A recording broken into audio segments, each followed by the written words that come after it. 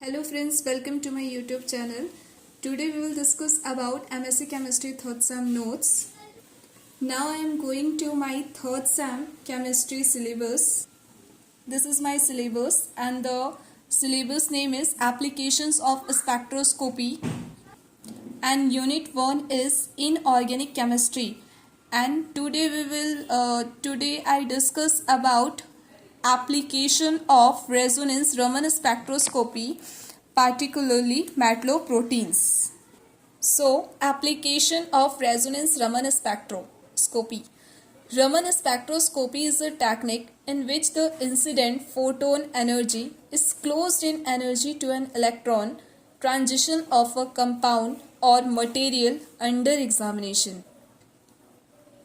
The frequency coincidence can lead to greatly enhanced intensity of the Raman scattering, which facilitates the study of chemical compounds present at low concentrations. Raman scattering is usually extremely weak, since only about 1 to 10 million photons that hit a sample are scattered with a loss or gain in energy from changes in vibrational energy of the molecules. The rest of the photons are scattered with no change in energy. Raman spectroscopy is especially useful for large biomolecules with chromophores embedded in their structures. The resonance scattering from charge transfer, short form is CT, electronic transition of the metal complex greatly result in enhancement of metal ligand stretching modes as well as some of the modes associated with the ligands alone. Resonance Raman spectroscopy allow us to look at relatively few vibrational modes at a time.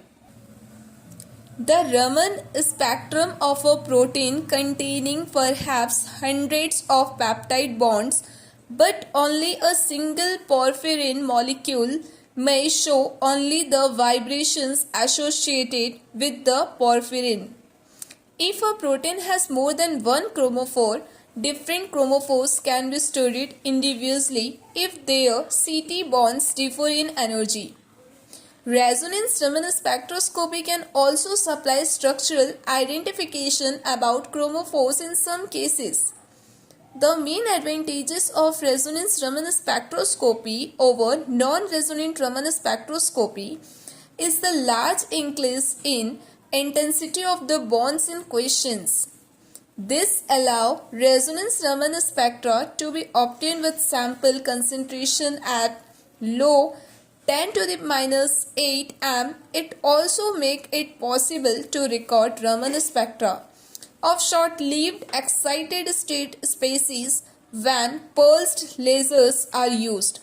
Resonance Raman spectroscopy are obtained with laser at visible and near ultraviolet wavelength spectra are more likely to be affected by fluorescence.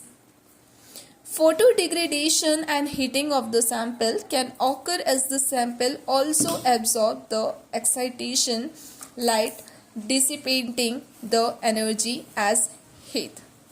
Thank you. अगर आप भी MSc chemistry third same से है तो channel को please subscribe करिए ताकि आपको आगे की नोट्स प्रोवाइड होती जाएगी. Thank you.